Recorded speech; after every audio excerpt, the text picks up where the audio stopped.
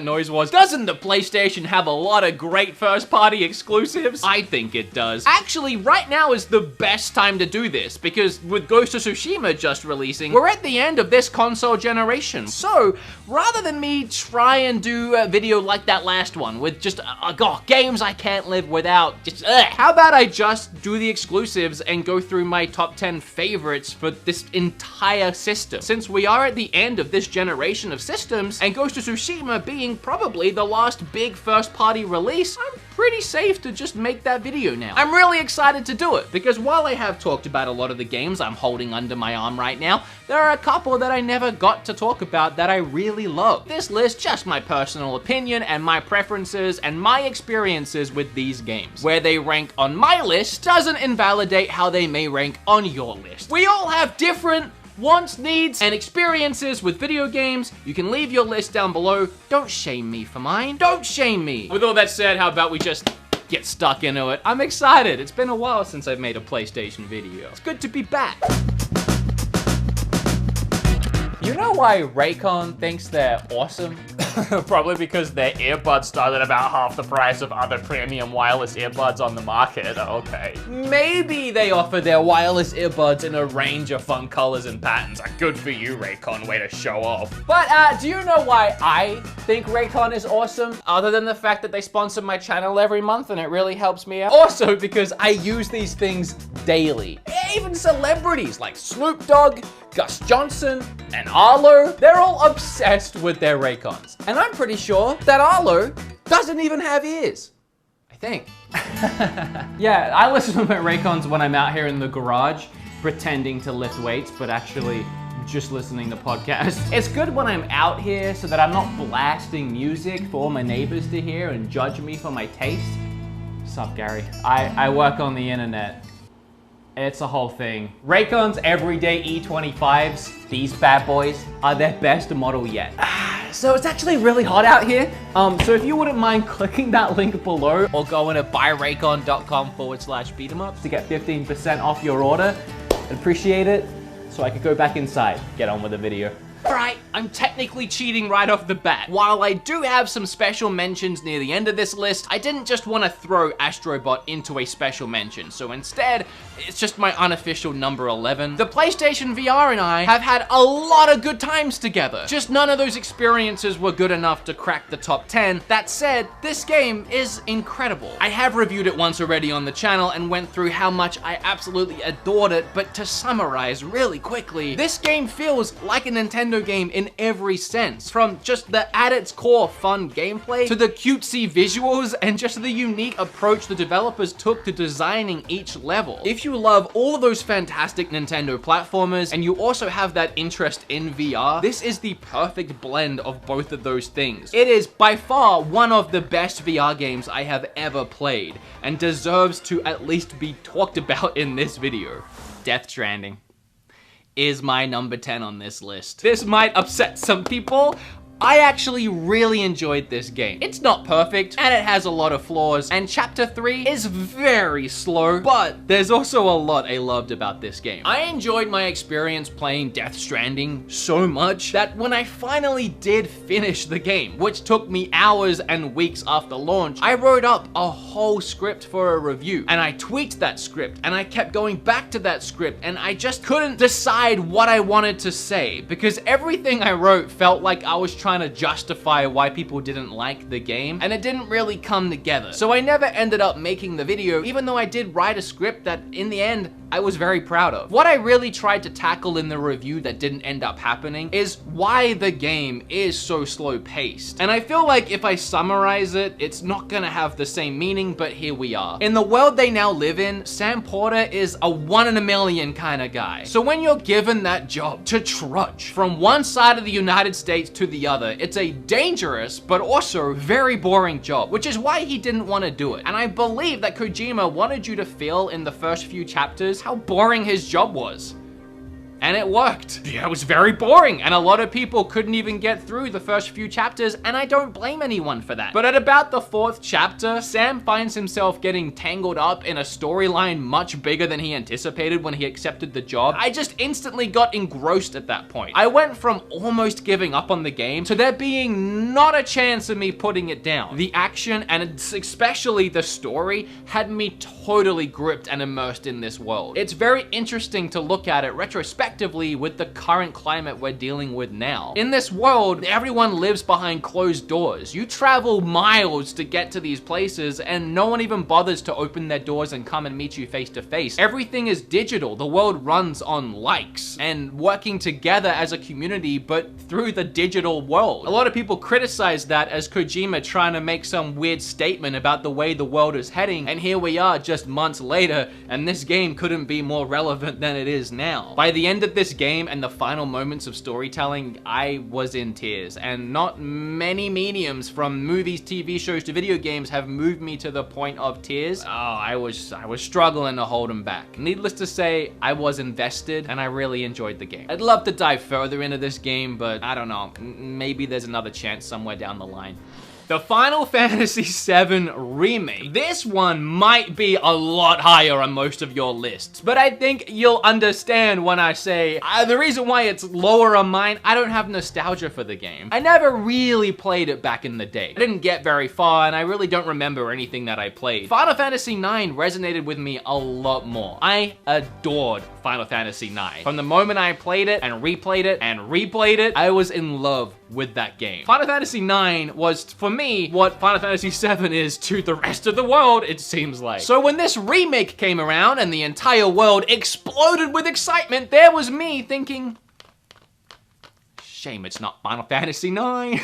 And I didn't think when I played it, it would ever hit a top 10 list for me, because I didn't have that nostalgia. But this remake, it's freaking good! As someone who doesn't hold the original very close to his heart, I feel like they did a great job remaking it and retelling the story. Oh, the combat is perfect. I have never experienced a real-time action combat system being perfected in this way. Switching between all the characters, taking those split seconds to slow down time and plan your next move. For those that did finish it, you'll know what I'm talking about when I say they really focused on the characters' fates and them wanting to change their own fates. And I feel like, considering they really wanted to expand on this entire universe, the most interesting way to do that would be to shake things up a little bit and having the characters themselves decide to change their own fates and change the outcome over what was predetermined for them. That predetermined story being the original game was a very clever way of not really breaking the fourth wall, but having these characters break out of their expectations from the fans and people that played the original game and go in a new direction. A very clever way to shake things up and make things a little different. I just love what they did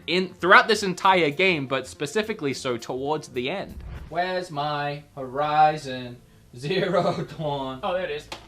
Horizon Zero Dawn. That's the next one. This one made it to number 8, even though it almost didn't even make it onto the list. Horizon Zero Dawn, don't get me wrong, is an incredible game. For some reason, it didn't hit with me initially. When I first played it, I think I was just at that stage where I was really burnt out on open world games, and try as I might, I couldn't get invested in Horizon Zero Dawn. And then I put the game down, and I came back to it like a year later and played a little bit more, and then put the game down again, and then finally came back months later and finished it. So I played it in 3 installments spread across like 2 years. But recently, the game was ported to PC, and it's getting a sequel. So I'm seeing this game pop up everywhere again, and I'm seeing gameplay of it, and it looks incredible. And I'm beginning to look back at this game and wonder how I couldn't have just been enamored by it. Because everything I'm seeing about it now looks like a game I really want to play. So I think back to the original idea for this video, being games that I can't live without on the PlayStation 4, before I tweaked what I was doing here a little bit, and I realized that if there was a game I couldn't get rid of right now, it's this one, because I need to give it another chance, specifically so before the sequel comes out. I actually gave Days Gone a pretty extensive review in a video I made all about zombie games I really enjoyed, because I really enjoy zombie games. It's a whole genre in its own. But Days Gone was the height of the zombie game craze, and it nailed a lot of concepts that zombie games were trying to push for years. The biggest one being the zombies, the way that they interact with you and the environment, and the sheer amount of them pouring onto the screen at one time. My golly gosh, it is so great to have a good zombie game on the PlayStation 4 and having a console that can process this many zombies running at my face at one time. Now I'm looking at the PlayStation 5 and its SSD like, what? Days Gone 2. Let's step up the crazy. This game also wasn't perfect, and a lot of people couldn't get into it, and I can totally understand that. The game did drag its feet a little bit, especially with the story, but the biggest draw to the game for me, the zombies. It was so fun. It was so fun at its core. I do hope they make a sequel for this one. I just really enjoyed it.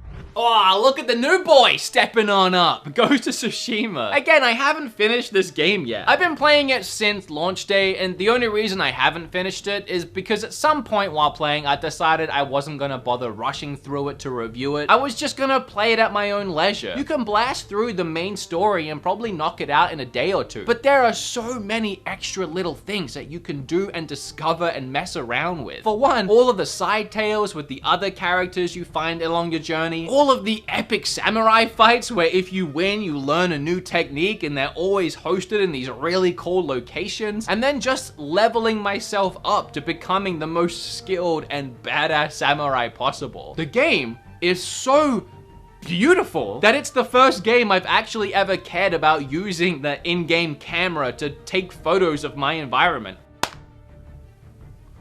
Oh gosh. But in Ghost of Tsushima, I've been doing that all day because it's so beautiful to look at. So many dynamic colors and lightings and weather effects. It is a gorgeous game to behold. The gameplay is also perfect. I don't know what else I could ask from it. I'll say that I have so many different gadgets and abilities and special techniques that even now, halfway through the game, I feel pretty indestructible. I wouldn't say it's a hard game, but it's fun.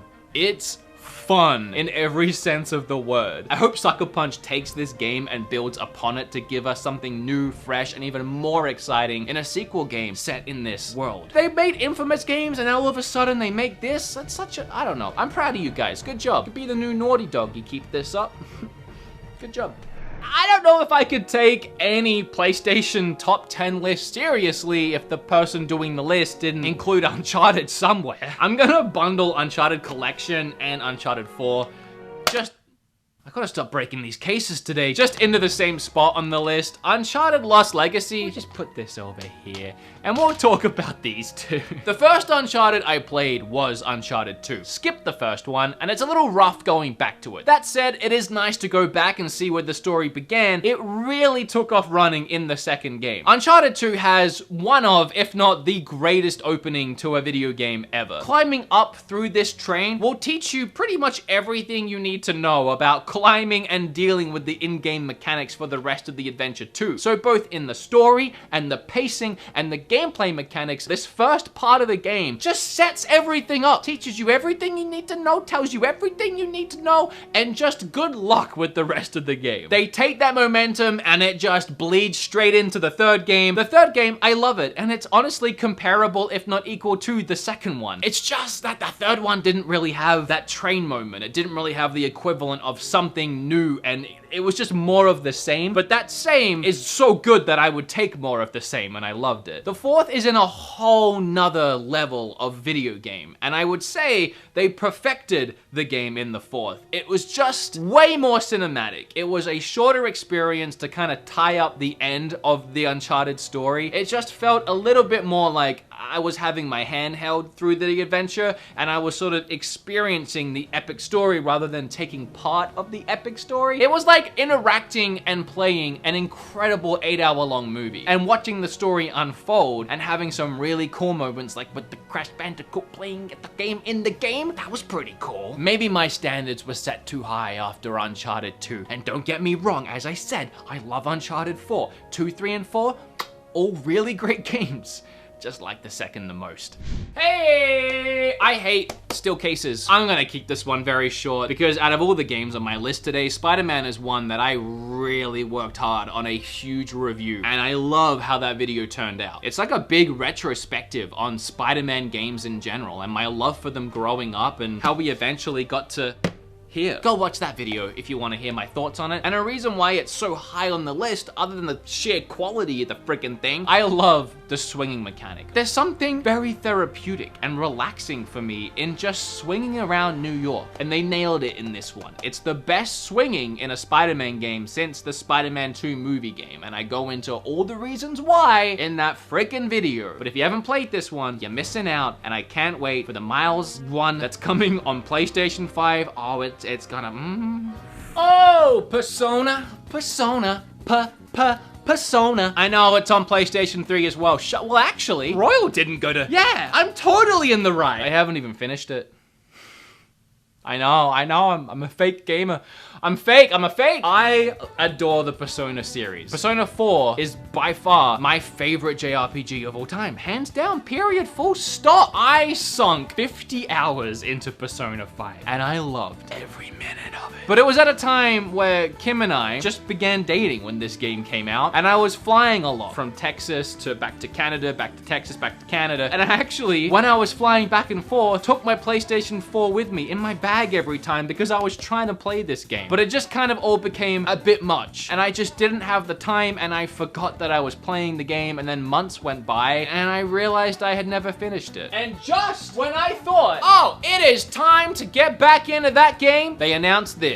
I can't tell you how insanely excited I am to play this game, but it's like 150 hours long. I don't have time. I should probably talk about the game itself. So in Persona games, you find yourself playing as a bunch of school kids who suddenly find themselves stumbling in this dark, surreal world where they have abilities and they can help shape the real world via this surreal world. And Persona 5 focuses on hearts and people's true characters, who people really are and how they really feel underneath their facade. And while I do love the story in these games, and I also adore the JRPG combat in these games, what really gets me is the real-life sim management element to the games. You play on a day and night calendar cycle over the course of about a year, and each day it's up to you what you do, where you eat, who you talk to, what relationships you decide to build, and I love it so much and need to finish it. And weirdly, for as big as they are and how popular they are, I feel like they don't get enough love. Play it if you have a spare 150 hours. What needs to be said about Last of Us Remastered? Yeah, maybe it's a little bit of a cop-out because technically it's a PlayStation 3. Shut up! Don't care. The storytelling is incredible. The characters are so rich and their development throughout the game is just awe-inspiring. The visuals for the time were fantastic, and even now they hold up really well. But when it all comes down to it, it's that gameplay. The thing that really blew me away playing this game for the first time was how non-scripted everything felt. I don't have gameplay at this moment, so I don't know what my editor is going to do, because this is something that happened to me, I don't know, 7 years ago on my PlayStation 3. But I remember going into this one area full of enemies, and I was sneaking around, and I saw Ellie pick up a brick, and she was just holding onto it. But the enemies caught on to me being there, and they started to shoot at me. But then I ran out of bullets in my gun, and it started clicking. And the NPCs heard the sound of my gun clicking and started walking towards me because they knew I was out of ammo. And something about that moment 7 years ago blew my little mind. But what made it better was I charged at them to try and start beating them down fisticuff style, and right as one of them tried to come up behind me, Ellie threw that brick she was holding and caught him in the side of the face. Took down that guy, turned around, took down that guy. It felt like a moment that would be really hard to try and replicate or get gameplay of now that it happened 7 years ago. Even now, I can't think of many games that have given me that same experience. And yes, there was a sequel, and yes, it improved on the gameplay in many ways. But this gameplay to me was so ahead of its time that even those improvements now, like adding a dodge mechanic, doesn't really change or shake up that original core format too much because it doesn't need to. It's perfect the way it is. So yeah, it's a little smoother now in the sequel, looks a little flashier, but the same game is still there. That's how good it was. Okay, before number one, I said I'd do some special mentions, so really quickly, Gravity Rush, both the first one remastered and the second one, Detroit Become Human, was really great, and then Ratchet and Clank, which, So close to almost making the top 10. Oh, but the number one, my favorite game, and you could probably guess it because I haven't talked about it yet, and it's kind of obvious, but Knack 2. Yes, I love Knack 2. No, it's not Knack 2. Yeah, that's God of War. Yeah, just a little old game, God of War. I don't know what to say that I didn't already cover in my God of War review. I really like that review too, so go watch that if you want to hear my full thoughts on this game. I put a lot of work into that one as well. God of War transcended gaming this generation. It did something that a lot of us didn't expect to see until next generation in so many ways. From the moment you start, it's one long adventure. You live every second in these characters' lives as it plays out. It's a game you play in real time. It's an adventure and a story you experience with the characters. And to heighten that experience from start to finish, they removed all loading screens. Sure, they hid them very cleverly and sneaky in places, but then throw all that out the window and you just have some of the best hack and slash you've ever seen. Show me something more therapeutic and awesome than throwing a friggin' axe, just leaving it as long as you want, and then bringing that sucker back. I always wanted to dive back into the game now that I've put it down for so long, but I know that I got so good at the game that if I tried going back into it now, I would just feel pathetic. I would really have to refresh my rusty skill set at this point because I played it a lot and I was knocking out those Valkyries without too much issue.